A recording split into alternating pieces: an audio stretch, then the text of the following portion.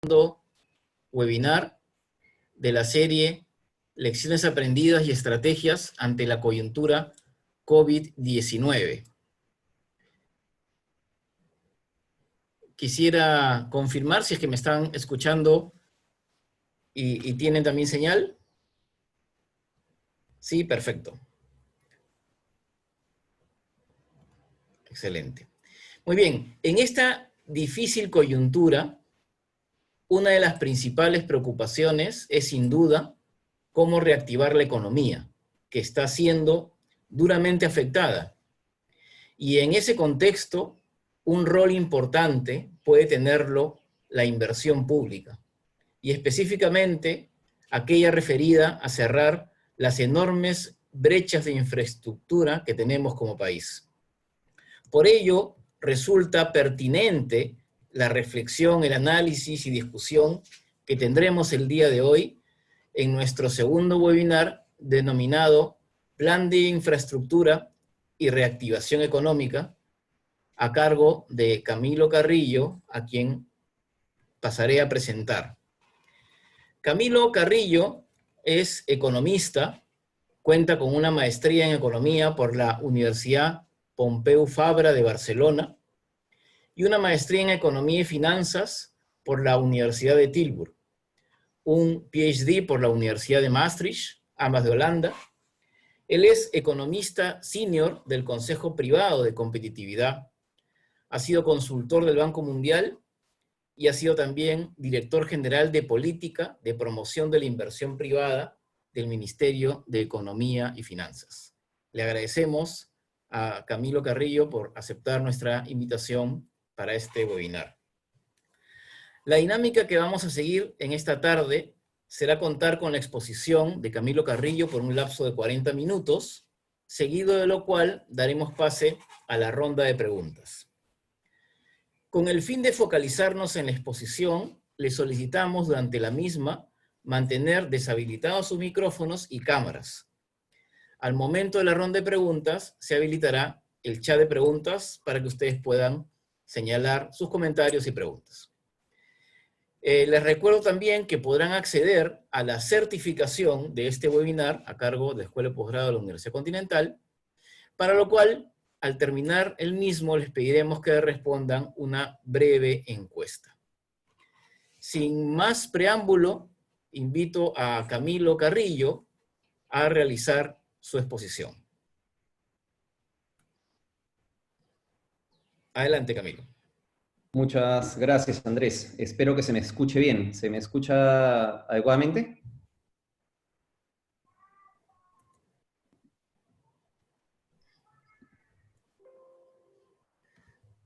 Sí, se escucha adecuadamente. Adelante. Perfecto. Y ahí estoy compartiendo la presentación para todos.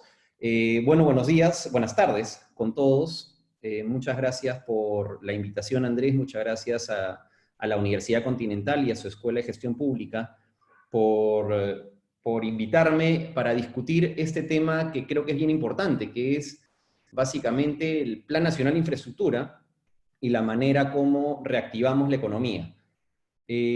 Para introducir, efectivamente, como Andrés dijo, soy economista y estoy analizando actualmente en el Consejo Privado de Competitividad donde laboro varias medidas económicas que tenemos que aplicar para mejorar la inversión pública, especialmente las APPs, que es un tema trascendental porque es un porcentaje muy fuerte de la inversión pública.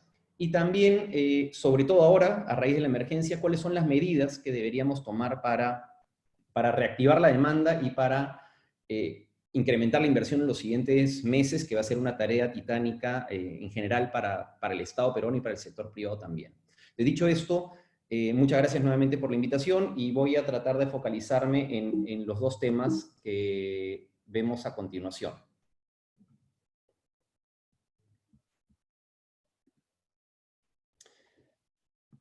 Lo primero que voy a tratar son las necesidades de inversión en infraestructura y el Plan Nacional de Infraestructura para la Competitividad, que es el plan nacional que define básicamente cuáles son las necesidades de infraestructura por los próximos 20 años.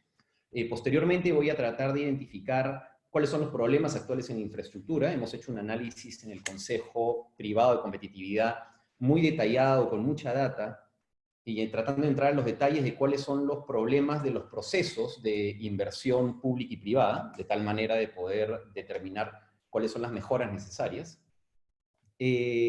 Vamos a también hablar de las propuestas de corto plazo para reactivar la inversión en infraestructura, es decir, de qué manera reactivamos inversión en infraestructura en el país en corto plazo, justamente para temas de la emergencia, además con un sentido creativo. Y finalmente, unas propuestas de mediano plazo. ¿Qué deberíamos hacer? Ya no estamos hablando de 2, 3 o 4 o 5 meses, sino de acá a 1 año, 2 años, para nuevamente impulsar inversión en infraestructura en el país. Entonces, lo primero es necesidades de inversión en infraestructura y el Plan Nacional de Infraestructura. Y me gustaría acá, primero, determinar cuál es la necesidad de infraestructura que tenemos en el país. Y para eso, creo que la información que les muestro es bastante clara. Ustedes pueden ver a la mano izquierda, pueden ver aquí, ¿de acuerdo? Cómo mientras más calidad de infraestructura tienes, ustedes pueden ver países como Reino Unido, Alemania, Estados Unidos, el mismo Chile, más calidad de nivel de infraestructura uno tiene, mayor PBI per cápita tiene también. ¿De acuerdo? Entonces, eso es muy importante para básicamente determinar que hay una relación positiva. Mientras más infraestructura tiene, uno tiene normalmente mayor PBI per cápita. Dicho esto, también es importante notar que el Perú, a pesar de que se encuentra en el puesto 65 en el índice de competitividad, en temas de infraestructura nos encontramos en el puesto número 88. Es decir, estamos mejor ubicados en temas de competitividad de lo que estamos en infraestructura a nivel mundial, y eso creo que es a todas luces grave. Ustedes pueden ver en este lugar de aquí cómo, comparándonos con países de la Alianza del Pacífico, que son países comparables, Chile, Colombia, México, estamos en este gráfico, estamos en peor nivel en ferrocarriles, en peor nivel en carreteras, en peor nivel en índice de infraestructura en general, en agua, en transporte aéreo, y lo único que igualamos es en electricidad. Y cuando nos comparamos con esta tercera línea, que es países de la OCDE, es decir, los países desarrollados, ya la comparación es mucho más grave. A nivel de carreteras, a nivel de ferrovías, a nivel de transporte aéreo, de transporte marítimo, el Perú está muy rezagado. Tomen en cuenta que mientras más alejado del centro estamos, en mejor situación nos encontramos.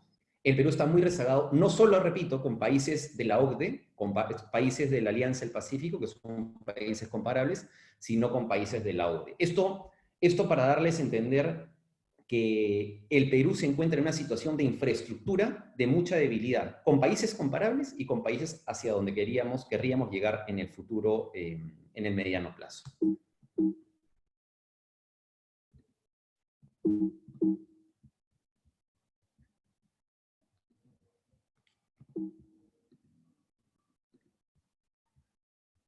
Dicho esto, la buena noticia es que el Estado peruano el año pasado pudo por fin determinar una cantidad de necesidades de inversión. Y eso lo determinó en lo que vemos acá, el Plan Nacional de Infraestructura para la Competitividad, cuyos objetivos básicamente están dados por determinar una brecha de infraestructura de corto plazo, 5 años, y de largo plazo. De corto plazo, para poder llegar a lo que correspondería a una situación del país de acuerdo a nuestros estándares socioeconómicos, es decir, por PBI per cápita, por niveles de calidad de vida, por niveles de esperanza de vida, ¿cuánto nos correspondería tener en infraestructura? Esa es una brecha a corto plazo. Y el largo plazo, si queremos saber cuánto deberíamos invertir si queremos tener un país desarrollado como son países de la OCDE. ¿De acuerdo? Este Plan Nacional de Infraestructura prioriza proyectos mediante varios criterios. Prioriza proyectos mediante el criterio de potencial económico, de qué proyecto es mejor para la competitividad, qué proyecto es más fácil de implementar o está más avanzado, qué proyectos tienen relación e impacto entre pobreza y población, y qué proyectos tienen un financiamiento en el mediano plazo para poder ser ejecutados. Con esas características es posible definir, ustedes lo pueden ver ahí, 52 proyectos prioritarios que buscan cerrar una brecha de aproximadamente 100.000 millones de soles en la próxima década. Estos 52 proyectos prioritarios, estamos hablando de la línea 2 del metro de Lima, estamos hablando del proyecto Majes en Arequipa, del proyecto Chavimochic, de la longitudinal de la Sierra, de aeropuertos en el Perú, o sea, proyectos de envergadura que tienen un impacto. Si logramos ejecutar esos proyectos que son prioritarios y tienen ciertas características, deberíamos cerrar por lo menos el 30% de la brecha de infraestructura. Porque la brecha de infraestructura, señores, al día de hoy es una brecha que está... Perdón.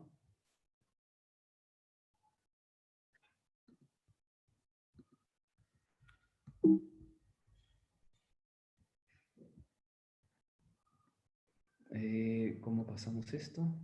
Es una brecha que se encuentra alrededor de los 360.000 millones de soles.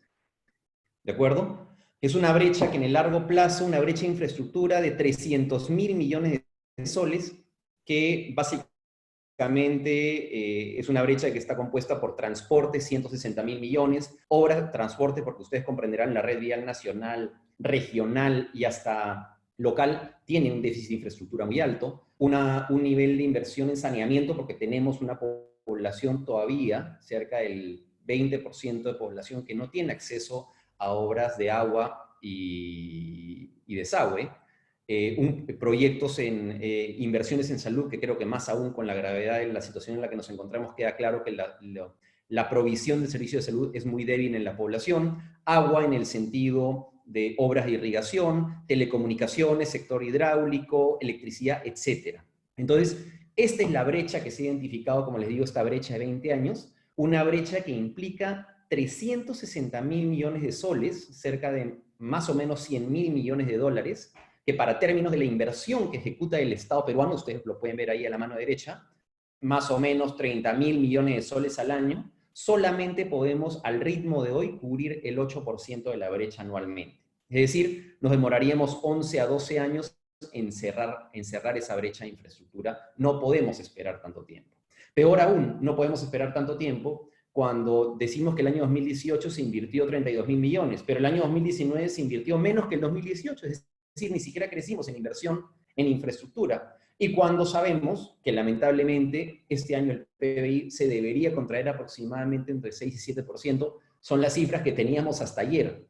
Indudablemente el día de hoy, después del anuncio de que van a haber 2 semanas más de confinamiento, es indudable que los efectos seguramente van a tender que agravarse, es decir, seguramente se tendrá que actualizar ese número, lamentablemente hacia más negativo. Entonces, justamente en un escenario donde tenemos caída del PBI, caída de las inversiones, pero una brecha tan grande en infraestructura, la pregunta es cómo podemos hacer para recuperar los pasos perdidos.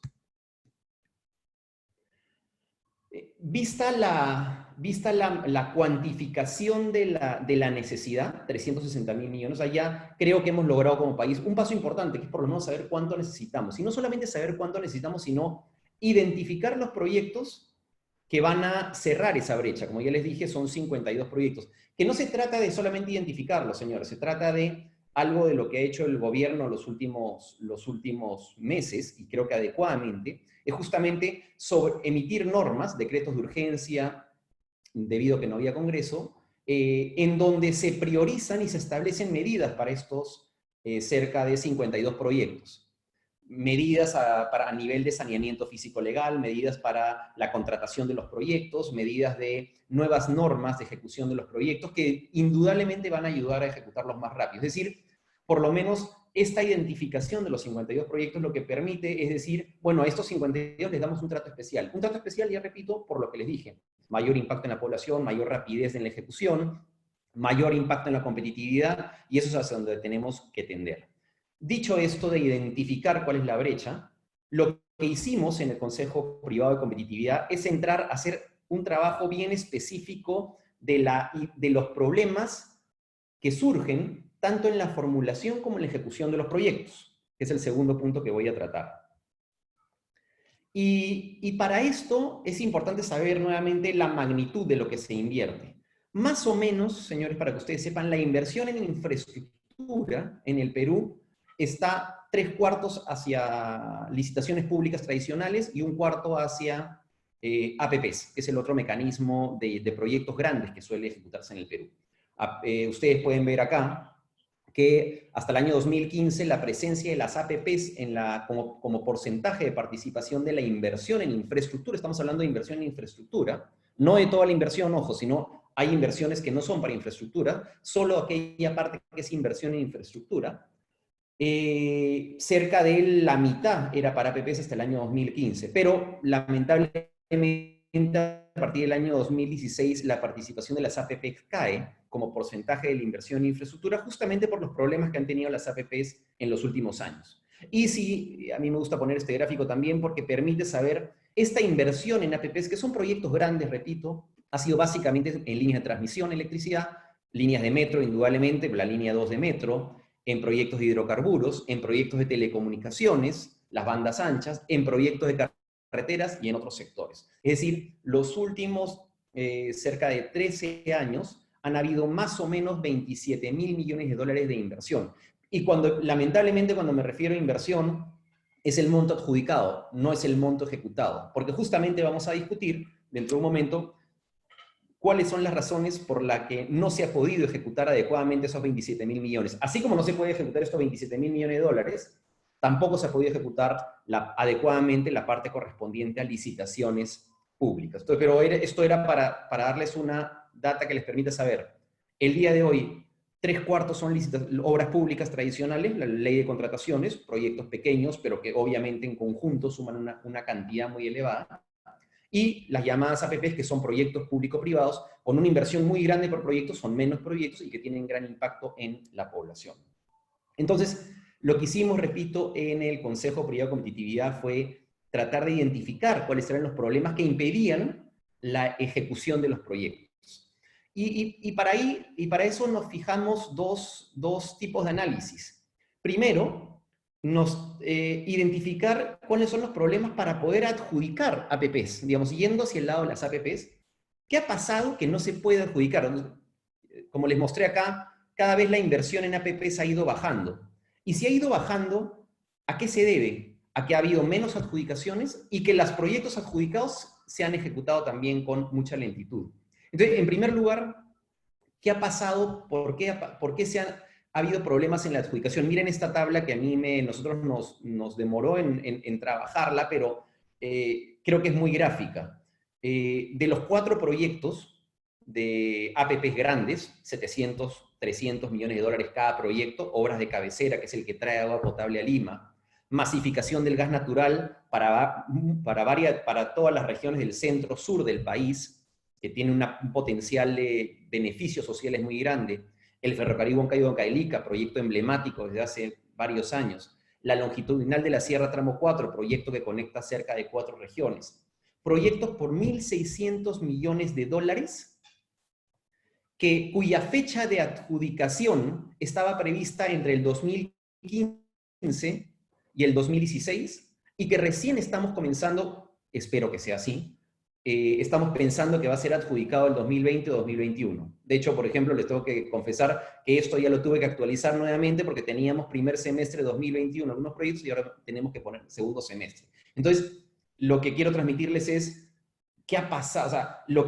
que vemos es una demora muy grande en la adjudicación de proyectos que estaban planificados para ser adjudicados hace 4 años, que recién este año y el 2021 van a ser adjudicados. Es decir, de lo que Proinversión dice que es su meta de adjudicación de 13 proyectos por 2.400 millones de dólares el 2020-21, cerca de 1.600 son proyectos que tienen una demora de más de 4 años en su adjudicación.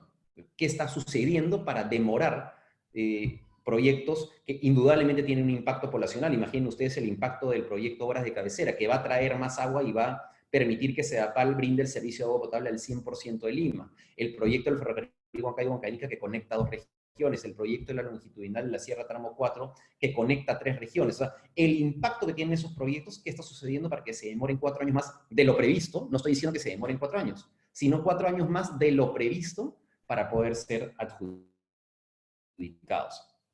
Y nosotros hemos identificado que los factores que explican esas demoras son lo que nosotros le llamamos la superposición de competencias y funciones de las entidades responsables de la evaluación de los contratos. Dicho de manera más simple, la duplicidad de competencias que existe para poder adjudicar estos proyectos, que se los voy a mostrar con cifras más adelante. Pero el mismo problema que tienen las APPs para adjudicarse tienen las licitaciones públicas. También entramos en la data del CACE, en el OCE, donde el CACE, el sistema administrativo, para el data que está en el OCE, en la cual uno puede ver cuál es la demora de tiempo promedio de adjudicaciones de proyectos que se hacen con la ley de contrataciones del Estado, es decir, las obras tradicionales, los colegios, las postas médicas, las vías de acceso, las vías urbanas, todos aquellos proyectos que no son pues, de una envergadura de una APP. Ustedes pueden ver ahí que de 72 proyectos, por lo menos de 15 millones de soles, agarramos los proyectos medianos, convocados entre el 2015 y 2018, se observa un plazo promedio entre la convocatoria y Buena Pro de 5.6 meses, es decir, 6 meses, cuando el plazo programado era 2 meses. Es decir, 300% más del tiempo que debió, el tiempo de adjudicación planificado, se demoran en ser adjudicados los proyectos. ¿Por qué normalmente identificamos que el 60% de estas postergaciones tiene como explicación que hay consultas a las bases? Ustedes, simplemente para hacerlo resumido, cuando uno licita un proyecto, normalmente eleva las bases y surgen consultas a las bases. Lo que suele suceder es que en el 60% de casos hay consultas a las bases que no son respondidas a tiempo, o ni siquiera son respondidas y las licitaciones se demoran, son impugnadas y no se pueden llevar a cabo. Entonces, lo que vimos también es que dentro del proceso de adjudicación de proyectos regulares, hay cerca de 300%, ustedes pueden ver acá, 218% más de tiempo de demora de lo planificado. Claro, uno dice 6 meses contra un mes no es tan terrible, pero cuando eso lo llevas a la ejecución pública, significa que todos los proyectos que tienes por ejecutar, todos los presupuestos que tienes se difieren, y eso dificulta indudablemente la ejecución final de los proyectos. Repito, básicamente estos problemas se dieron debido a la complejidad y cantidad de consultas técnicas. Es decir, los gobierno nacional, gobierno regional y gobierno nacional, y en este caso no estoy criticando más a uno u otro porque los tres tienen el mismo problema. Acá ustedes pueden ver gobierno nacional, gobierno regional y gobierno local. De hecho, el gobierno nacional tuvo más problemas o más demoras. Normalmente no pueden responder a tiempo las consultas técnicas que les hacen los postores. Lo que he dicho en castellano significa que no pueden los postores hacer una propuesta válida si no pueden ver respondidas sus inquietudes.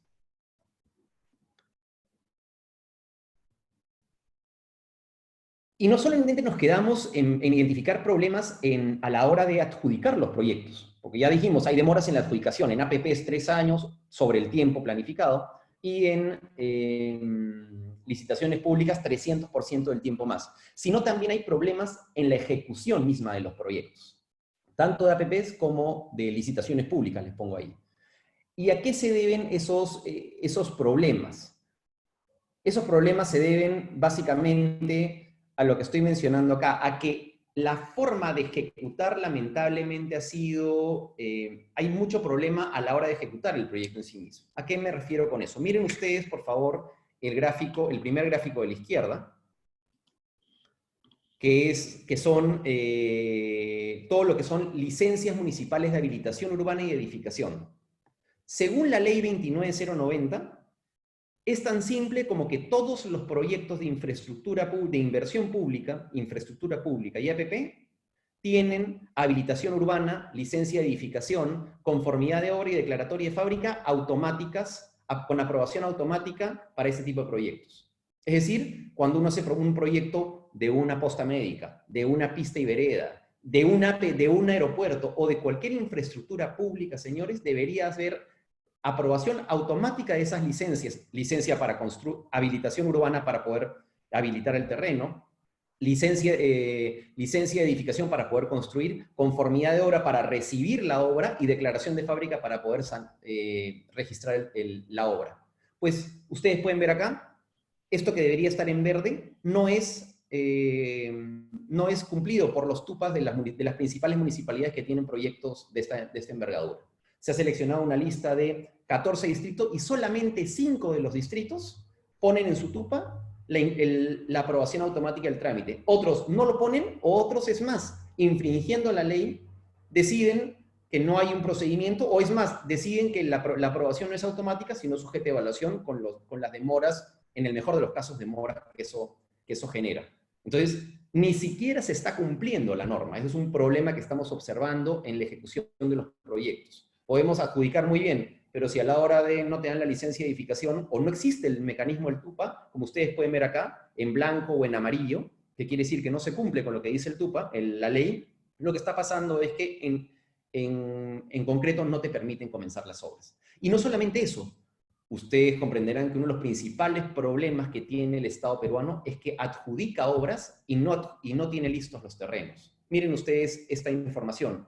En agosto del 2019 existen en 3 de los principales proyectos de APP de carreteras, existen cerca de 78 interferencias que impiden ejecutar 200 kilómetros. Esto es básicamente en el norte.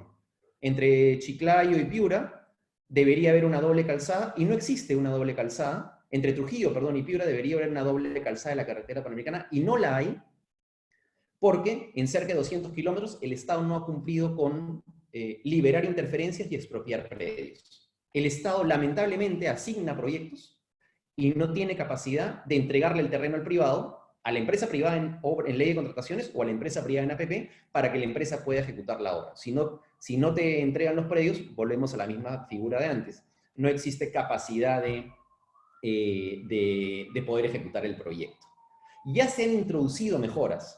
El decreto legislativo 1330 y 1366 ha establecido algunas mejoras que facilitan, pero solo para el MTC, la adquisición de predios, pero esto aún es insuficiente. Y finalmente, el COVID-19, el coronavirus, ha traído mayores problemas a los que ya veíamos para la ejecución de proyectos. Es decir, ahora no solamente tenemos los problemas de expropiaciones, de liberación de interferencias, de trámites administrativos que no se aceptan, sino ahora además tenemos un problema de liquidez de las empresas, básicamente las empresas concesionarias, porque las concesionarias de grandes proyectos, porque la de proyectos pequeños, en todo caso, debería recomponerse el proyecto o reiniciarse una vez acabe la cuarentena. Pero ¿qué está sucediendo con proyectos de aeropuertos, con proyectos de carreteras, que han hecho flujos futuros de recuperación de la inversión y que el día de hoy no hay aviones? El día de hoy no hay carros que pasan por la carretera. Entonces, esto genera problemas de liquidez, porque, como ustedes comprenderán, los costos operativos se mantienen. Tú tienes que seguir manteniendo el aeropuerto, tienes que seguir manteniendo la presa, tienes que seguir manteniendo la carretera. Se siguen cobrando tarifas regulatorias porque los organismos reguladores consideran que todo está sin ningún problema. Existen iniciativas legislativas para hasta eliminar los peajes, entonces tienes una lamentable generación de normas que va totalmente contra la operatividad de los servicios públicos. Entonces tienes sectores particularmente afectados por esta caída de la demanda, como por ejemplo aeropuertos y carreteras que les estoy mencionando. No solamente eso, estamos identificando que el día de hoy, a raíz del coronavirus, también se están originando problemas como multas para concesionarios o empresas que gestionan infraestructura grande porque no se cumplen niveles de servicio. Entonces, es decir, te dicen, voy a poner un ejemplo, no tienes al suficiente personal en el puerto habilitado para recibir la carga, pero claro, pues si has mandado a la gente cuarentena es imposible tener a los estibadores o a las personas que el contrato te obliga, porque justamente ha disminuido la operatividad, bueno, te pongo una multa. Lo mismo las carreteras, no tienes los suficientes personas atendiendo que dicte el contrato. Claro, ya no pasan carros, pero igual reciben una multa. Entonces, lo que está sucediendo es que no solamente como efecto de la demanda pierden liquidez, sino también les están generando multas por bajar los niveles de operatividad del servicio cuando el servicio se ha visto disminuido por una fuerza mayor como es obviamente el COVID-19. Dicho esto, vuelvo a repetir, hemos hecho, entonces, este esfuerzo que hemos hecho como Consejo Privado de Competitividad, de identificar problemas en la adjudicación, problema en la ejecución de los proyectos y ahora problemas a raíz del COVID-19, implica tomar medidas. E implica tomar medidas de corto y de mediano plazo. Corto plazo, inmediatas para reactivar la inversión en infraestructura, y de mediano plazo si queremos volver a generar competitividad en nuestra economía. ¿Cuáles son estas propuestas de corto plazo que nosotros consideramos importantes para poder reactivar la inversión en infraestructura?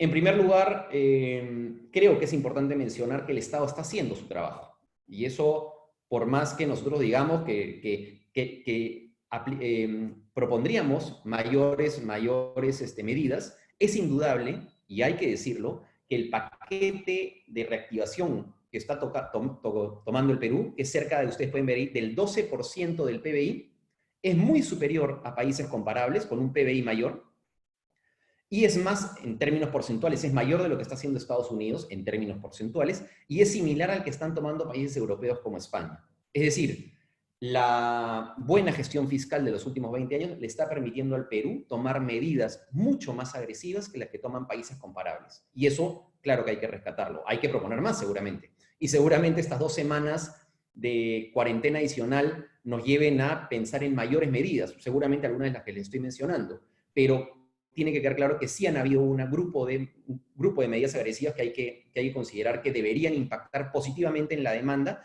y ergo en la infraestructura también. Estas medidas son medidas tributarias, como prórrogas de pago para impuestos, medidas financieras, inyecciones de liquidez para pequeña y mediana empresa, y subsidios, que es apoyo e ingreso a las familias. De manera resumida, yo esto de acá, el documento lo van a tener ustedes después a disposición, entiendo, y van a poder rápidamente ver aquí cuáles son las medidas tributarias, como prórrogas del impuesto a la renta, cuáles son las medidas financieras, como este Fondo de Apoyo Empresarial MIPE de 300 millones para garantizar créditos de capital de trabajo, y ahora un programa mucho más agresivo llamado Reactiva Perú, en el cual el MEF está poniendo a disposición de la sociedad 30.000 millones de soles, 4% del PBI, para garantizar el financiamiento de capital de trabajo a empresas que necesitan pagar obligaciones a corto plazo con trabajadores y proveedores. Es decir, el Estado está poniendo 30.000 millones de soles para garantizar créditos directamente involucrados para la cadena de pago de las empresas.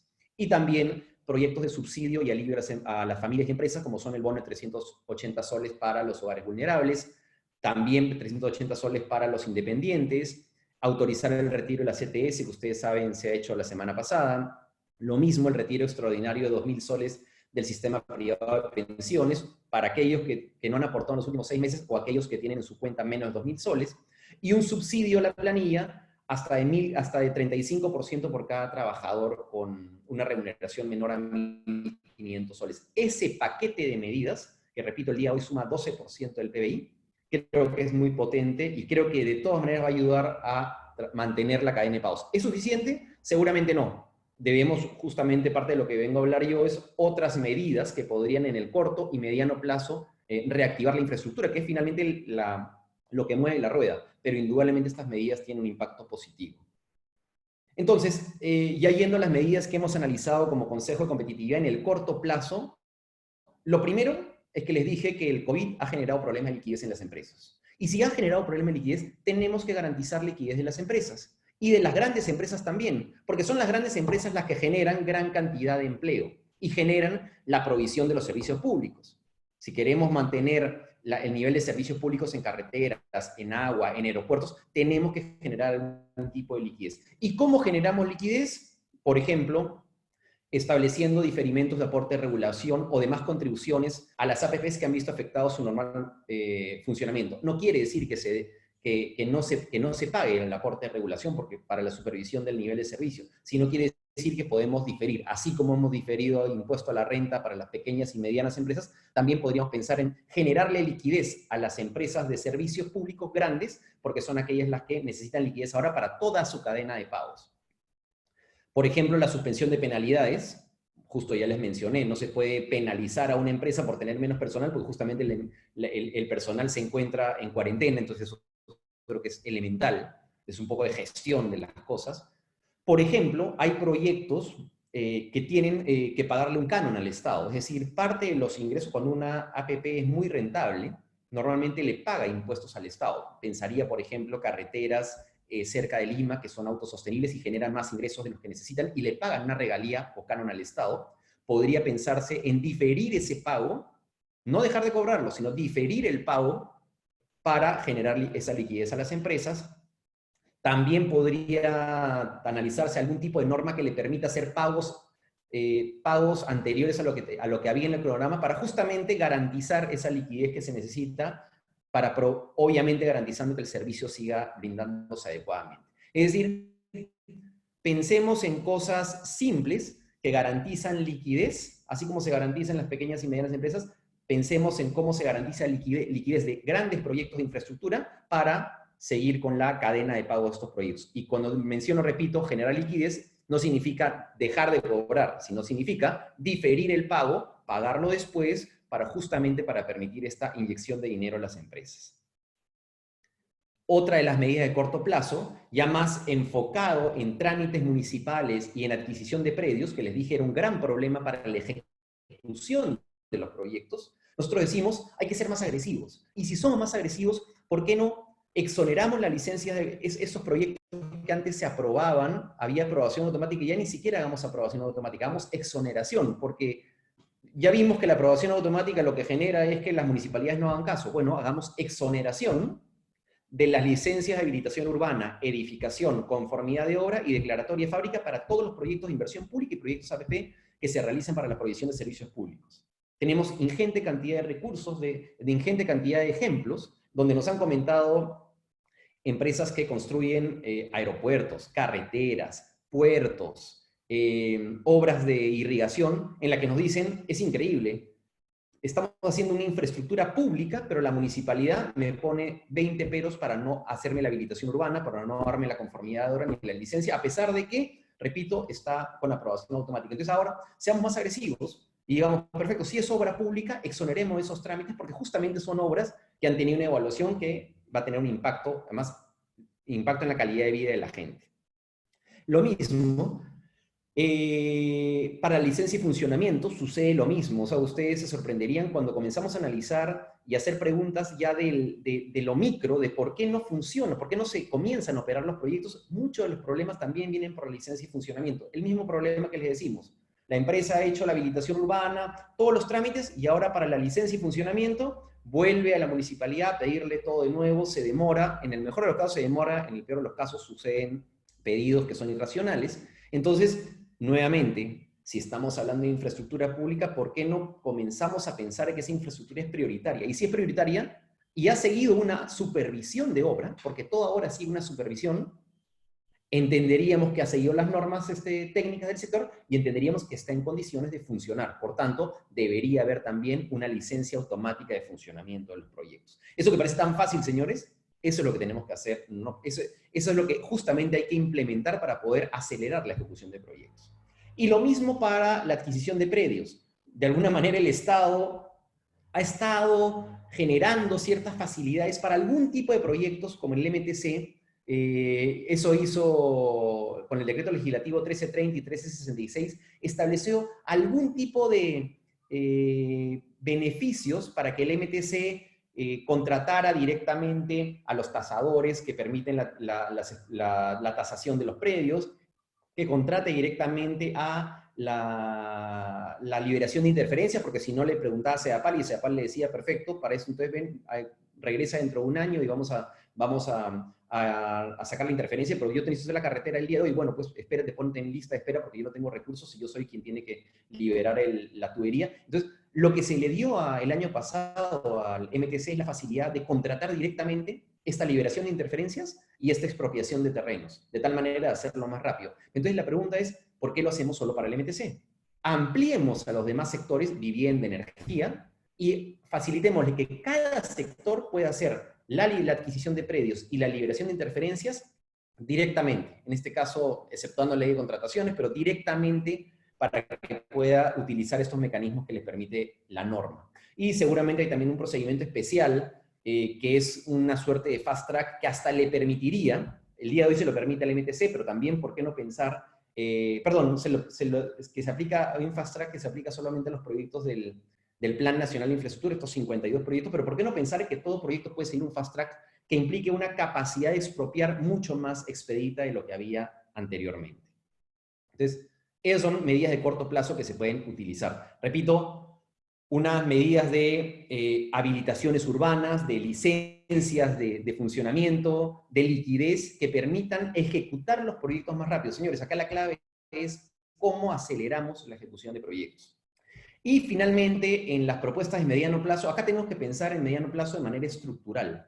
¿Qué hemos identificado que son problemas estructurales que tienen que ser solucionados? Porque si seguimos, por más que solucionemos, yo se los mencioné, por más que solucionemos que la habilitación urbana la licencia y funcionamiento la hacemos rápida, que la expropiación de predio la hacemos rápido, pero claro, si seguimos demorando 4 años más, es decir, un total de 7 años para adjudicar un proyecto APP, no podemos pues esperar 8 años para adjudicar un proyecto de agua para la ciudad de Lima. No podemos esperar 8 años, van 10 años del ferrocarril Huancayo-Huancayo y no se adjudica hasta el día de hoy. No podemos esperar esa cantidad. Hay problemas estructurales. Y esos problemas estructurales los hemos identificado y hemos propuesto soluciones. Y el primer problema estructural que vemos es la duplicidad de actores en la estructuración de proyectos de APP. Esa es una realidad. El día de hoy, a comparación de lo que sucede en Chile, de lo que sucede en Colombia, que una sola entidad lleva todo el proceso del APP, formula el proyecto, estructura el proyecto, le da forma financiera, hace el modelo de contrato, licita el proyecto y supervisa su ejecución. En Chile el Ministerio de Obras Públicas, en Colombia la ANI, ¿de acuerdo? Acá en el Perú no es así. Acá en el Perú Proinversión hace un proyecto, pero todos opinan sobre todo al mismo tiempo. Veamos el caso de los reguladores, y acá hay un caso paradigmático. El decreto ley de APP te establece que en los sectores regulados la supervisión se sujeta a la ley marco de organismos reguladores. Es decir, dice, para una APP el regulador participa. ¿Cuál es el problema? Que cuando uno va a la norma del organismo, no le dice sobre qué participa. El regulador debe velar por el servicio, debe velar por la calidad del servicio, debe velar por los niveles de servicio. Pero como no le dice, y por las tarifas, pero como no le dice qué tiene que hacer, el regulador en su ley marco dice, debo verificar el cumplimiento de todas las obligaciones legales, contractuales o técnicas por parte de las entidades o actividades supervisadas. Es decir, participo en todo.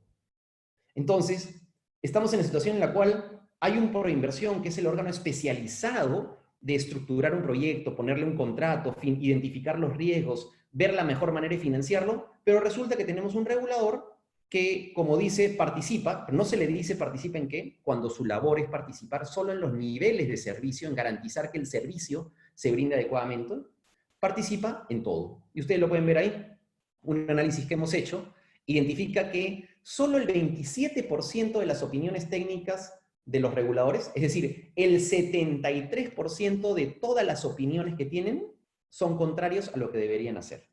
Solo el 27% de sus opiniones se refieren a lo que por norma le debería corresponder, que es niveles de servicio, tarifas y accesibilidad al servicio. Un regulador como Citran, lo único que debería velar es que la tarifa sea la adecuada, que la carretera tenga cada 10 kilómetros un teléfono de emergencia, tenga un nivel de rugosidad en la carretera y que se cumplan los niveles de servicio y haya ambulancia cada 50 kilómetros para cumplir los niveles de servicio.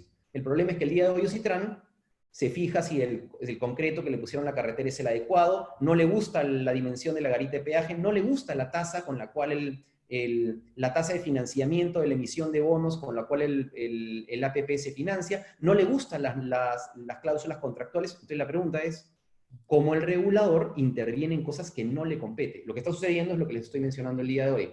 Los reguladores están interviniendo en cosas que no son de su verdadera competencia. Esa doble evaluación es un doble reproceso y es un doble de tiempo para poder habilitar los proyectos para ser adjudicados.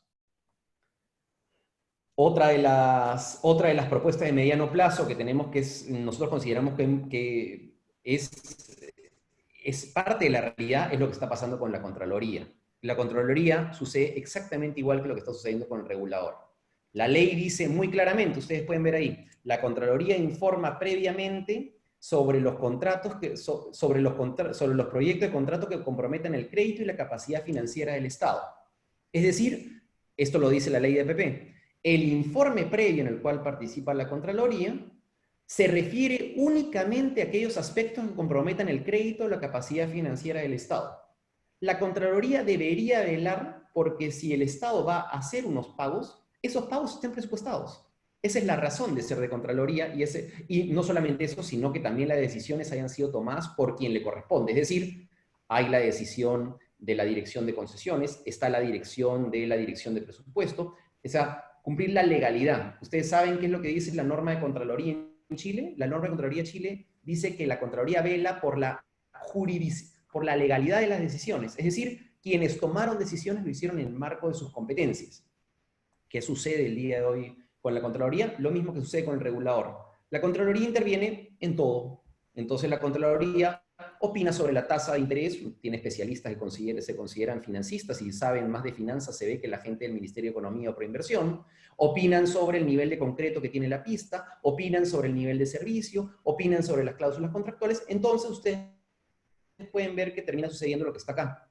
El 82% de las observaciones que tiene Contraloría se relacionan a aspectos técnicos del proyecto, tasa de interés, niveles de la norma técnica de infraestructura, niveles constructivos, y no a la capacidad financiera del Estado. Es decir, no a decir, sí, efectivamente el Estado peruano tiene los recursos para pagar esta carretera en los próximos 20 años.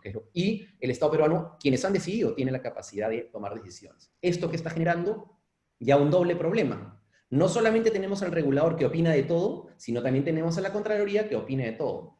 Obviamente con la agravante de que si la opinión de Contraloría es distinta a la de cualquier técnico del Ministerio de Transportes o del Ministerio de Economía, significa, como ustedes comprenderán, una parálisis hasta ponerse de acuerdo con la Contraloría, porque es imposible tomar una decisión que sea contraria a lo que quieren los especialistas en finanzas de la Contraloría.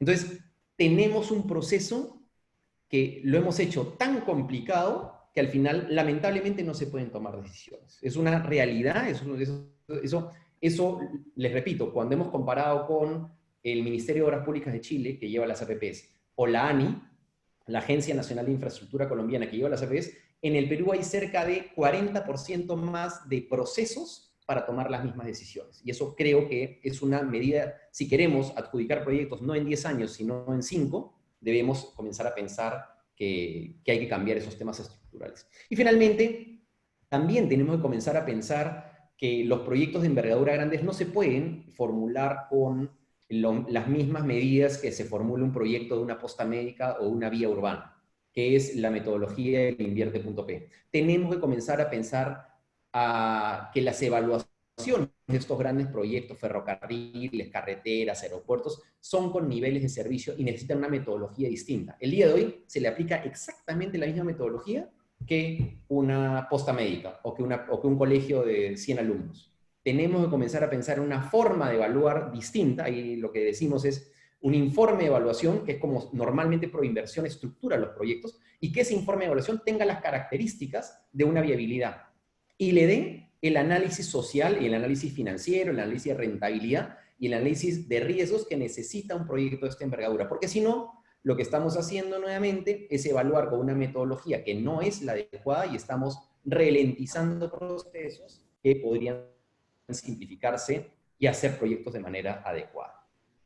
Dicho esto, señores, he tratado de explicarles lo que nosotros en el Consejo Privado de Competitividad hemos identificado, hemos hecho un esfuerzo muy grande en básicamente identificar cuáles son los impactos que tiene ahora, el día de hoy, cuáles son los impactos en las demoras en ejecución, en adjudicación y en ejecución de proyectos, yendo hasta lo micro, les he dicho, hasta la licencia de funcionamiento, y proponer medidas que muchas son simples, pero que justamente deberían destrabar la tubería. Nosotros tenemos un enfoque de tubería. ¿Qué cosa es lo que permite que el proyecto se lleve adelante en el corto plazo? ¿Y qué cosas debemos comenzar a pensar en el mediano plazo? Porque si no pensamos si no repensamos la forma como se adjudican proyectos, lo que vamos a tener son que los proyectos actuales seguramente se ejecutarán, pero esa tubería de proyectos que nos permitirá cerrar la brecha de servicios públicos no podrá ser resuelta en el mediano plazo. Muchísimas gracias. Muchísimas gracias, Camilo, por tu interesante y provocadora exposición. Es el momento en el que puedan formular sus preguntas y comentarios. Me está llegando por interno una primera pregunta. La mayoría de medidas que el gobierno ha estado implementando en esta coyuntura se refiere al apoyo a las personas, las familias, pero también a pequeñas y medianas empresas, pero no se había estado mapeando o en todo caso no están muy claras medidas para las empresas grandes que llevan adelante grandes proyectos de infraestructura, pero que por ser grandes empresas, en cierto sentido, no tienen buena prensa, digamos, ¿no? En el sentido de que en este momento se supone que no tienen muchas necesidades. ¿Por qué es importante, justamente por ahí va la pregunta, por qué es importante sustentar la necesidad de también tener medidas de apoyo a grandes empresas que llevan a cabo grandes proyectos de infraestructura? Básicamente porque, a ver, básicamente porque las grandes empresas son las que mueven el PBI nacional. Cuando estamos hablando de un puerto, voy a decir el puerto del Callao, en el puerto de Matarani, el puerto de Paita, son por donde sale el 90% de la carga nacional. Cuando estamos, entonces, tiene un impacto muy fuerte en la competitividad y tiene una cadena productiva que impacta desde el gran concesionario hasta el pequeño productor que tiene que sacar sus productos. Cuando estamos hablando de una carretera, el hecho de tener una carretera de un carril o dos carriles como debería ser la Panamericana, señores, estamos en un país donde deberíamos tener una carretera panamericana de Tumbes a Tacna de doble carril, como tienen todos los países vecinos, el impacto en competitividad es muy grande. Entonces, tenemos que pensar en proyectos de esa envergadura, porque son los proyectos que generan toda una cadena de producción y de competitividad que permite llegar hasta el productor pequeño. Porque ese productor pequeño, si tiene una carretera a Ayacucho, a Purímac, a Cajamarca, a Huánuco, que permite sacar los productos a Lima en menos de 8 horas, o a la costa, justamente va a permitir que ese pequeño productor se vea beneficiado y mejore notablemente su calidad de vida. Y con esto no estoy diciendo que la inversión en un colegio, o en una posta médica, o en una vía urbana no tenga impacto, pero el impacto que tienen proyectos de envergadura es muy grande en la economía, en la productividad y algo en la calidad de vida de la gente. Perfecto. Acá viene otra pregunta que está relacionada con los problemas de corrupción, ¿no? Efectivamente, algunos APPs, algunos proyectos de infraestructura, de alguna manera han estado manchados por corrupción. ¿Cómo, digamos, garantizar, si es que hay que flexibilizar los controles y las licencias y las autorizaciones, cómo garantizar que estas obras llevadas a cabo por empresas en APPs o en grandes proyectos de infraestructura no vuelvan a caer en estos problemas de corrupción, por un lado, por el lado del empresariado, pero también cómo hacemos desde el lado de los funcionarios públicos que también han estado, digamos, esperando, como se ha conocido con el tema del Club de la Construcción y otros, esperando o asumiendo el famoso diezmo o prebendas para poder dar pase a proyectos de infraestructura. ¿Cómo podemos en ambos lados garantizar medidas de honestidad, de integridad en proyectos de infraestructura? A ver, primeramente, para aquellas empresas que han cometido delitos, lo que tiene que caerles todo el peso de la ley. Eso está sin ninguna discusión. Y efectivamente, pues, seguramente comparto la indignación de la población en que no solamente ha habido delitos a nivel micro, sino ha habido delitos a nivel macro. Y repito, para eso tiene que caer todo el peso de la ley. Pero lo que pasa es que acá creo que acá hemos confundido los roles, en el sentido de que se puede hacer perfectamente un control ex post sobre las cosas. Lo que estamos teniendo, a veces yo comento, se va a eliminar la corrupción en el país, porque claro, ya no va a haber obras. Entonces, no sé si eso sea lo adecuado. No sé si la solución sea, entonces perfecto, el paso que damos que ya no haya obras de envergadura para que no haya corrupción. Y cuando una población como la peruana que necesita infraestructura, no sé si la solución sea dificultar tanto la inversión en grandes obras de tal manera de hacerla casi imposible. Y eso no creo que debemos llegar. Lamentablemente hemos generado en el sector público una parálisis en la toma de decisiones. Es decir, hemos generado que ahora el control sea sobre las decisiones de los funcionarios. Le hemos quitado al funcionario público la capacidad de decidir lo que le corresponde. Le hemos quitado la capacidad de determinar si una tasa de interés con la cual va a adjudicar un proyecto APP es la razonable. Le hemos quitado la capacidad de decidir si una inversión dentro de ciertos parámetros es razonable. Le hemos quitado la capacidad de decidir si una cláusula contractual puede tener ciertas interpretaciones. No, ahora, como hay una revisión de todo lo que hace el funcionario, hemos quitado esa palabra capacidad discrecional. Y la discrecionalidad no es mala, es inherente al funcionario público. Ahora los funcionarios públicos tienen tal terror de tomar decisiones que lo que hacen es, o le piden a 20 funcionarios más que tengan la misma opinión, con lo cual sociabilizan la responsabilidad, o le preguntan a Contraloría si le parece bien lo que están haciendo, con lo cual, repito, hay una doble evaluación y en el fondo termina siendo la Contraloría quien dice que tiene una opinión no vinculante, pero lo no vinculante ustedes saben que es opinión no vinculante con posibilidad de control posterior. Eso en castellano significa o haces lo que te digo o ya sabes lo que te va a suceder. Entonces, yo sí creo que hay un error ahí en la forma como se contextualiza la toma de decisiones. El funcionario público tiene que tomar decisiones y tiene que tomar decisiones adecuadas. Si esa decisión puede hasta equivocarse, pero la equivocación no es un delito. Lo que sí es un delito y se tiene que controlar es ex post, saber cómo se han tomado, puede haber la evaluación ex post, decir, bueno, ¿qué decisión has tomado? ¿Por qué tomaste esta decisión? Que sea claramente perjudicial y sobre la base de eso aplicar las penalidades a las empresas y a las personas, ergo a los funcionarios públicos también.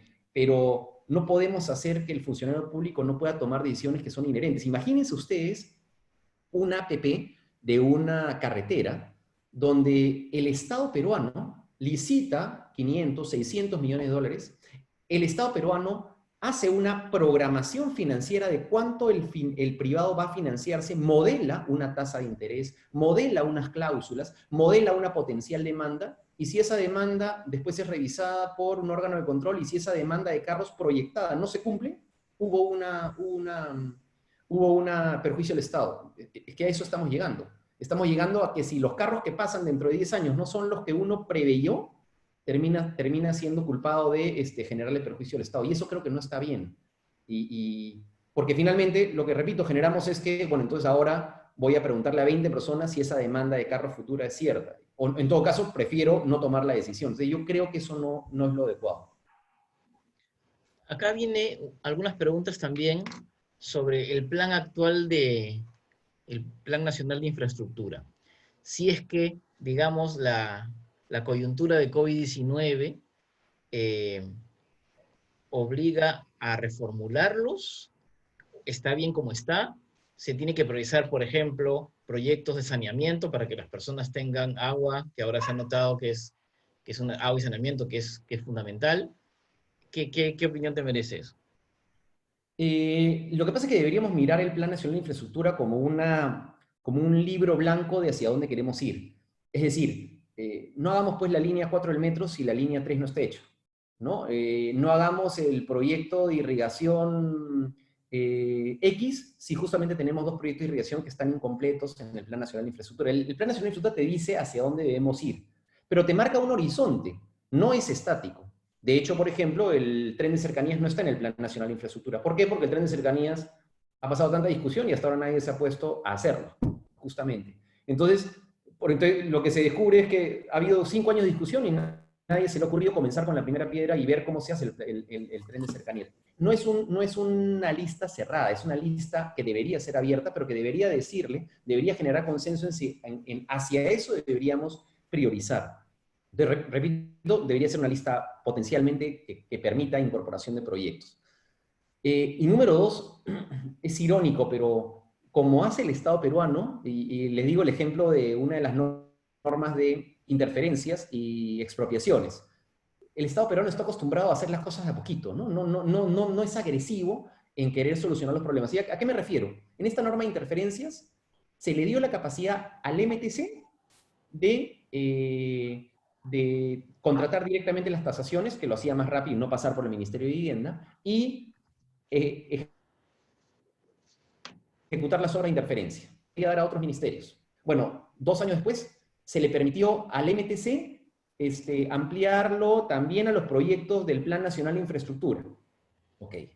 Después se le permitió a cualquier sector, pero para los proyectos del Plan Nacional de Infraestructura. Entonces, lo que decimos ahora nosotros es, oigan, señores, ¿por qué si una medida que funciona, que el MTC ha significado que el MTC cuadriplique su capacidad para expropiar terrenos y liberar interferencias, ¿por qué tiene que ser al MTC? ¿Por qué tiene que ser al MTC y a otros sectores, pero solo para el Plan Nacional de Infraestructura? Señores, que sea para todo el país en obras de infraestructura. Estamos acostumbrados a abrir la puerta de a poquitos, en lugar de saber si algo funciona, permitirle a todos invertir. Entonces, las dos respuestas son, el Plan Nacional de Infraestructura no es un documento cerrado. Y número dos, todos los proyectos, si son de infraestructura pública y brindan beneficios a la sociedad, deberían permitirse la misma flexibilidad en las normas para poder ser ejecutados. Hay otra pregunta en la línea de los problemas que evidenciaste, si es que sería pertinente entonces, por lo menos para grandes proyectos de infraestructura, crear un ministerio de infraestructura que sea el ente rector que tenga toda la operación, todas las decisiones sobre esos proyectos. No es una mala idea, creo que sería razonable. Eso sucede en Chile. De hecho, en Chile el Ministerio de Obras Públicas es el que determina la gran cantidad de infraestructura pública relevante, los demás ministerios invierten muy poco. Lo que me queda claro es que tiene que haber o mejora la coordinación o eso es una salida razonable para poder ejecutar proyectos de inversión de envergadura. Lo que sí me queda claro es que si estamos hablando de proyectos de la naturaleza de las APPs, 500 millones, 1.000 millones de dólares de inversión, lo que tiene que haber es una sola entidad que centralice todo el proceso. El día de hoy esa entidad se llama Proinversión, como en Chile es el Ministerio de Obras Públicas, la Dirección de Concesiones, pero a diferencia de Chile, que en la Dirección de Concesiones formula los proyectos, aprueba los proyectos, estructura, que significa le da forma de APP, lo modela financieramente, identifica los riesgos, plantea el contrato, lleva a cabo la licitación, lo adjudica y lo supervisa, una sola entidad, que le pide opinión al Ministerio de Economía en si existen los recursos para pagar, porque efectivamente lo que tiene que hacer el Ministerio de Obras Públicas en Chile es decir, señores del Ministerio de Economía, ¿hay dinero para hacer esta línea de metro? Y el Ministerio de Economía dice, Hacienda, sí o no. Acá en el Perú, como ya les dije, Proinversión, entidad especializada en proyectos de adjudicación de APPs, hace el proyecto APP, pero le tiene que preguntar al regulador si le gusta la tasa de interés que pone, si le gusta el contrato que pone, si le gustan las características técnicas. Después le tiene que preguntar al Ministerio de Economía las mismas 3 preguntas.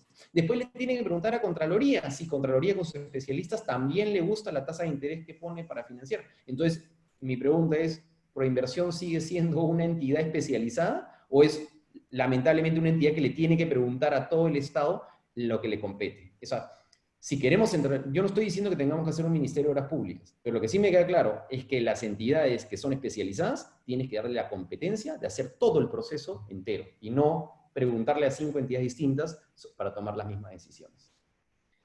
Aquí hay otra pregunta relacionada. La APP es una de las modalidades de ejecución, no es la única. ¿Cuáles son sus ventajas, por ejemplo, respecto de las obras de gobierno a gobierno o obras como la de los Panamericanos? Lo que sucede es que las características del APP es una relación de largo plazo, siempre lo he dicho. El APP es un contrato de largo plazo, público y privado. Cuando pensamos en una obra pública tradicional, cualquier obra pública, en los mismos Panamericanos, es un público que le pide al privado que le haga la obra y le entregue la llave en mano, y una vez que le entrega la llave, muchas gracias, y terminó la relación. Así ha pasado, así pasa en cualquier obra pública que se inaugura y se firma un contrato para hacer una carretera o un colegio, un hospital. Y así también se hizo en los Panamericanos, solamente con un mecanismo gobierno-gobierno, con lo cual salías de ley de contrataciones, tenías otro contrato, pero finalmente se entrega la obra y muchas gracias por la ayuda. En el caso de las APPs es un contrato de largo plazo, es una relación de 50 años entre el público y el privado, en el cual esa relación se va a mantener, repito, por 50 años y va a establecer penalidades, tiene un contrato y pagos y penalidades para proveer un servicio. Cuando el Perú firma un contrato de APP en un aeropuerto, firma por 50 años con la empresa concesionaria. Cuando lo hace con una carretera, firma por 40 años, 30, 40, 50 años con el concesionario. Entonces, es natural que esa relación de largo plazo tenga ciertas características distintas. Es otra dinámica, es otra es otro nivel de relación e implica también mucho más elaboración de los contratos, porque una cosa es un contrato, llave en mano, me entregas la llave, está bien pintado, está bien ejecutado, me das la garantía, muchas gracias, y otra cosa es asegurar la ejecución de una provisión del servicio durante 40 años. Cuando piensen en APP, piensen en la provisión del servicio, porque el Estado peruano no contrata la obra, el Estado peruano en APP contrata la carretera, el nivel de servicialidad de una ciudad a otra. Cuando contrata un aeropuerto, contrata que el funcionamiento de los servicios aeronáuticos. No le interesa cómo está construido el aeropuerto, le interesa que bajen los aviones, suban los aviones y que se demoren 20 minutos en la manga. Eso es lo que contrata el Estado peruano, un nivel de servicio a diferencia de una obra pública. Acá viene otra pregunta. En las exoneraciones que se han evaluado, si es que se ha evaluado alguna exoneración o flexibilización respecto a los permisos medioambientales. No tengo el expertise en el tema medioambiental. Sin embargo, lo que hemos podido identificar, porque también lo ha visto el equipo, y ahí les pido por favor que puedan analizar el informe de competitividad que está en la página web del Consejo Privado de Competitividad, ahí toca el tema ambiental. Efectivamente, el tema ambiental es un tema que ha generado mucho retraso en la ejecución de inversiones. Yo no quiero valorar que está bien o está mal que genere ese retraso, porque el tema ambiental debe ser un tema que nos preocupa, nos debe preocupar a todos.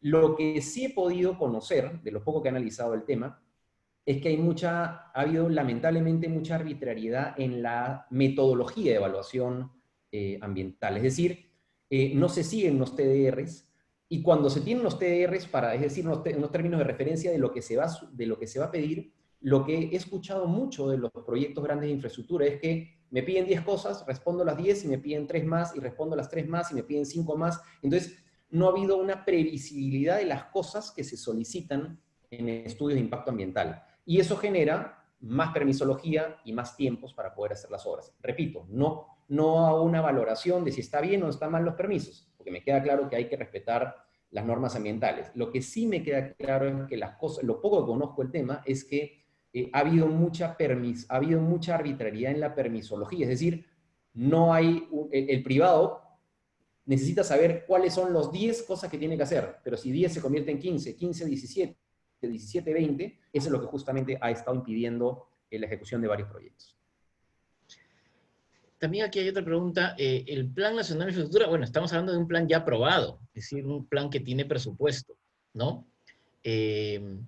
Entonces, de acá un poco la pregunta es si ve que en esta coyuntura, digamos, de problemática económica, de estas medidas que están costando el 12% del PBI, pudiera haber alguna afectación de la implementación del plan de infraestructura, o por el contrario, debería garantizarse que este plan de infraestructura se lleve a cabo para justamente ayudar en la reactivación. A ver, primero, el Plan Nacional de Infraestructura está aprobado del julio del año pasado, pero no está financiado. ¿A qué me refiero? Muchos de los proyectos muchos de los proyectos están en ejecución. Si están en ejecución es que tienen recursos. Muchos de los proyectos está identificado cuánto van a costar. Todos están cuantificados. Se sabe que son más de 100.000 millones de soles de inversión. Se tienen identificados los proyectos, identificado el monto de cada proyecto, pero cada proyecto está en una fase distinta de ejecución. Algunos están en ejecución, aeropuertos. Otros están en formulación para ser adjudicados, por ejemplo, el ferrocarril Huancayo-Huancavelica. Otros están recién formulándose para poder ser adjudicados en el futuro, por ejemplo, la línea 3 de metro. Entonces, los proyectos del Plan Nacional de Infraestructura están identificados y cuantificados. No necesariamente tienen el presupuesto, porque el presupuesto lo asignas una vez justo antes de que comiences a ejecutarlo. Entonces, no están presupuestados. Si el plan nacional se ve afectado por la situación de emergencia, a ver, yo creo que esta situación de emergencia y este 12% de las medidas, que creo va a terminar siendo más, repito, creo yo, o pienso, por las 2 semanas más que acaba de establecer el presidente, que va a haber cuarentena, lo que debería yo creo que lo que debería es, bueno, va a fomentar la demanda, sin duda les va a apuntalar la demanda porque hay mucho gasto público. No hay medidas todavía en el tema de infraestructura estrictamente, pero van a salir medidas, y lo que deberían apuntar las medidas es, yo creo, que justamente a solucionar estos cuellos de botella micro que les he mencionado. habilitaciones urbanas, permisos de construcción, interferencias, expropiaciones, porque ese es el cuello de botella de las obras del día de hoy. El día de hoy hay APPs que están al 20% de ejecución y no pueden ejecutar el 80% de la obra porque no tienen el terreno para ejecutar la obra. Y el caso particular de la carretera, le repito, Trujillo-Chiclayo, es contundente. Están las obras paralizadas porque no están entregados los terrenos. Entonces yo creo que el Estado eso micro va a comenzar a establecer medidas, espero con los decretos legislativos que le ha dado capacidad el Parlamento, para justamente establecer esas medidas micro que permitan facilitar y acelerar la ejecución de los proyectos que se vienen. Entonces debería facilitar la ejecución de los proyectos del Plan Nacional de Infraestructura. Dos últimas preguntas. Una primera vuelve sobre el tema de cómo garantizar la integridad en las APPs. Parte de los problemas, menciona la pregunta, han estado con las adendas. ¿Cómo garantizar, digamos, que esto no sea un problema en el futuro, ¿no? Si es que mayor transparencia, digamos, en el proceso de contratación sí, en el proceso de contratación o de adjudicación de las APPs podría ayudar en ese propósito, ¿no? Y la última, si es que los proyectos de APPs deberían considerar eventualidades como esta que está ocurriendo ahora, es decir, si deberían tener la posibilidad de implementar planes de contingencia para situaciones totalmente imprevistas como la que nos está ocurriendo en el momento. Comienzo por la segunda. Las APPs incorporan, de hecho son contratos tan elaborados que muchos de ellos incorporan planes de contingencia, es más, incorporan algunos fondos de contingencia. Y les doy el caso de lo que ha pasado con el Metropolitano. Ha habido una discusión de la semana pasada de que si el Metropolitano iba a dejar de operar porque la municipalidad no quería aplicar los fondos de contingencia. Pues en el contrato del Metropolitano hay un fondo de contingencia que se nutre de los ingresos de los concesionarios, el 4%, si no me equivoco, va a un fondo que se llama Fondo de Contingencia para casos de emergencia, guerras, actos de terrorismo, pandemias, etc. Entonces, de hecho, este fondo de contingencia estaba hecho para eso. Lo que pasa es que lamentablemente había, parece ser, mucho tema burocrático o el fondo no era lo suficientemente adecuado, pero existía el fondo de contingencia que justamente era para casos como estos en lo de cuales el concesionario podía decir, oigan señores, yo estoy brindando un servicio, pero ha habido un caso de emergencia totalmente imprevisible que ha hecho que la demanda baje de 100% a 5% y yo tengo que seguir manteniendo los buses operativos y ya no hay demanda, pero no hay demanda por algo que yo he generado, sino por una situación totalmente externa. Ese fondo de contingencia cubre o asegura los ingresos del concesionario en esos periodos. Existen también otros contratos que establecen medidas de suspensión de actividades o suspensión o prolongación del tiempo de la concesión ante estos efectos totalmente imprevisibles. Entonces, los contratos sí establecen, y de hecho los contratos APP, mucho mejor que un contrato de obra pública tradicional, establecen medidas ante casos de emergencia. No todos, pero sí existen en los contratos algunas medidas, fondos, suspensiones de obligaciones cuando ocurren estas cosas, que permiten tomar la decisión de suspender obligaciones, suspender inversiones o suspender o generar recursos de este fondo para poder suplir ante emergencias como esta. Y punto número 2, el tema de las adendas. El tema de las adendas está lamentablemente muy manoseado en la sociedad, pero yo les traslado la pregunta. En una relación contractual de 60 años, de 50 años, ¿es factible pensar que el contrato se va a mantener exactamente igual durante 50 años? Yo creo que no. Yo creo que la palabra adenda no está mal, la palabra adenda es una modificación contractual, y se sorprenderían que el 60% de la razón de las adendas en este país es porque, uno, el terreno no ha sido entregado, entonces tú le has dicho al privado, comienza a cobrar el peaje a los 2 años, cuando ya tengan las obras hechas, pero el privado en 2 años no ha podido avanzar nada porque no le has dado los terrenos, entonces te dice, oye, ¿de qué voy a cobrar si no me permites poner el peaje, si justamente no me has dado el terreno para poder hacer la obra? Entonces son que es una responsabilidad del Estado. O por obras adicionales, el Estado le dice, oye, ¿sabes qué? Ya que estás pasando por este pueblo, mira, la verdad, Yo tengo un caso que me parece muy interesante siempre. Se hizo ustedes conocen seguramente la carretera del sur que va hasta Ica, antes pasaba por Cañete, antes pasaba por Chincha, y el día de hoy ya no pasa ni por Cañete ni por Chincha. Y Cañete y Chincha, en su justo derecho, dijeron, oigan, a mí de repente me puedes convertir en un pueblo fantasma. Hazme una conexión con la carretera panamericana para poder salir al mar y conectarme y poder, y que ya sé que la carretera no va a pasar por ni Chincha ni Cañete, pero hazme una conexión que salga al mar y que conecte con la carretera nueva.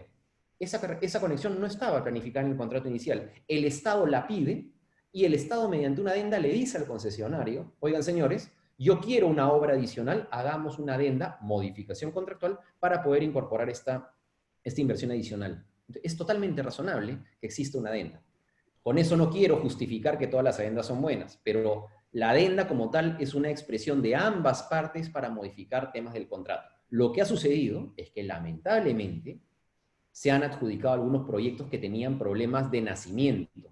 Y ese problema de nacimiento, una mala formulación del proyecto, ha generado que se tengan que hacer adendas después, cuyas adendas efectivamente, bueno, algunos las entienden, otros no las entienden, pero que generan suspicacia, pero son justamente para tratar de sacar adelante proyectos que han tenido problemas de origen. Entonces, ahí, primero hay que desmitificar el tema de las adendas, son modificaciones contractuales de una relación de 60 años, que no tiene nada de malo modificar un contrato, y número dos, hay que estructurar mejor los contratos de manera inicial para no tener adendas a los 2 o 3 años, es indudable, porque eso sí significa que algo malo hecho en el contrato original, porque yo entendería una adenda a los 5 o 6 años, o porque el Estado pide algo. Pero si se hace una adenda al año, es que bueno, la pregunta que cae automáticamente es, entonces, ¿qué pasó en el contrato original que necesita una modificación al año? ¿No? Entonces, por ahí creo que debería ser la respuesta. Muchísimas gracias, Camilo. Nos ha ganado el tiempo. Gracias por tu excelente exposición. Creo que nos has dado elementos muy, muy importantes sobre el aporte que el Plan Nacional de Infraestructura puede tener en la reactivación económica y qué medidas es necesario de implementar. Muchísimas gracias también a todos los participantes. Aprovecho en recordarles que pueden acceder a la certificación de este webinar. Para ello les vamos a pedir, y están copiándose el link en el chat, para que por favor nos hagan una breve encuesta. A quienes hagan la encuesta les enviaremos también la grabación del webinar, y en un plazo, eso sí será brevemente, y en un plazo máximo de 30 días van a poder recibir el certificado virtual de su asistencia. También aprovecho en invitarlos a nuestro próximo webinar, que se realizará el día martes 14 de abril, a la misma hora, a las 6 de la tarde, llamado Políticas para seguir conteniendo el virus y reanudar las actividades económicas, que estará a cargo de Elena Conterno, presidenta de IPAE y ex ministra de la Producción. Entonces, por favor, nuevamente recordarles, ya tienen en sus chats el link para poder hacer la encuesta, y por favor hacerla para poder acceder a la certificación y a la grabación de este webinar. Nuevamente, muchísimas gracias, Camilo, por aceptar nuestra invitación y por tu brillante exposición. Gracias a todos los participantes, y nos estamos viendo en una próxima edición el día martes 14, nuestro próximo webinar. Muchas gracias. Gracias a usted. Hasta luego.